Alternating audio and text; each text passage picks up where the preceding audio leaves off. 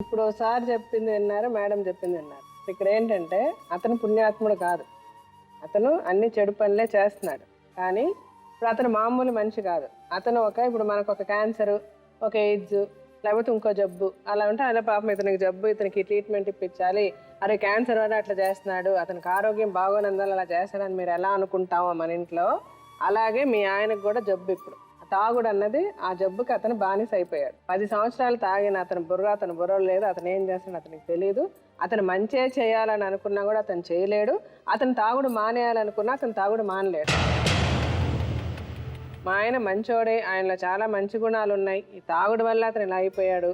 అతన్ని మార్చుకుంటే మాతో ఉంటే బాగుంటుంది అని మీరు అనుకుంటే, అతన్ని మార్చుకోవడం అన్నది ఒక ప్రాసెస్. ఆ మార్చుకోవడంలో అతను ఒక తిట్టు తిడితే మీరు 10 తిట్లు తిడితే నడవదు.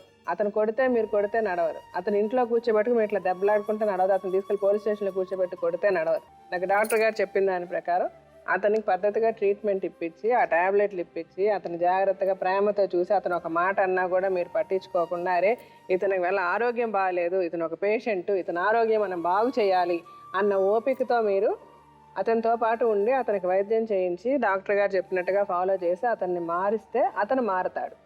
అతను మారడానికి సిద్ధంగానే ఉన్నాడు. అతను మారితే మంచి వ్యక్తి. అతను చేయగలడు. అతనిలో అంత స్కిల్ ఉంది. ఇంతకుముందు ఎంత సంపాదించాడో అంతకు డబల్ అతను సంపాదించగలడు. మీ పిల్లల ముగ్గురు కూడా మా నాన్న ఇలా చేశాడు అలా చేశాడని 1కి 10 మీరు చెప్పడం కాకుండా, అతను మీ నాన్న మిమ్మల్ని కన్నాడు, మీకు చాలానే చేశాడు. చేసినంతకాలం అతను చేయకపోతే మీరు ఈ పరిస్థితికి వచ్చేవాళ్ళు కాదు. ఇప్పుడు అతనికి ప్రాబ్లం ఉన్నప్పుడు అతని ప్రాబ్లం ఏంటన్నది మీరు అర్థం చేసుకొని అతన్ని సహాయం చేయాలి. అలా చెయ్యగలమని అనుకుంటేనంటే మీలో ఆల్రెడీ అతని మీద అసహ్యం పెంచేసుకున్నాము, అతన్ని మేము కన్సిడర్ చేయలేము, అతను ఏం చేసినా మాకు అనవసరం, అతన్ని మేము క్షమించలేమని అంటే అసలు మీరు కలిసి ఉండనే ఉండద్దు. దీనివల్ల ఏంటంటే మీకు మంచిది కాదు, అతనికి మంచిది కాదు. తాగుడు మైకులను అతను ఏం చేస్తాడో తెలియదు, మీరేం చేస్తాడో తెలియదు. ప్లస్ మీరు ఇలా కొట్టుకుంటూ ఉంటే రోడ్డు మీద ప్రతి ఒక్కరికి చులకనే. అర్థమవుతుందమ్మా? అది మంచి పద్ధతే కాదు. మీరు ఇలా కలిసి ఉండడం కరెక్ట్ కాదు. మీరు కలిసి ఉండాలంటే మీలో చాలా ఓపిక రావాలి, అతన్ని మార్చుకోవాలి. అతన్ని మార్చుకోవడానికి మీరు చాలా శ్రమ పడాలి. డాక్టర్ గారు చెప్పినట్టు ఇప్పుడు ఆయన ఓపెన్గా ఆఫర్ ఇచ్చారు. మీ అదృష్టం ఆయన చక్కగా నేను చేయిస్తాను, ఆ మందులు కూడా నేనే ఇప్పిస్తాను, అతన్ని మార్చడానికి అని చెప్పారు. అతను మారుతానంటున్నాడు. సో మీరు ఆయన్ని ఫాలో చేసి అతనితో పాటు ఉండి చేయించుకొని అతన్ని మార్చుకోవాలి.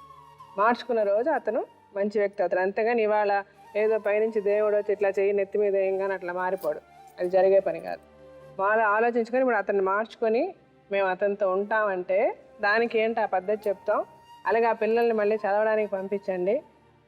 దానికి ఏదైనా హెల్ప్ మేము కూడా అడుగుతాం, హెల్ప్ లైన్లో అడుగుతాం.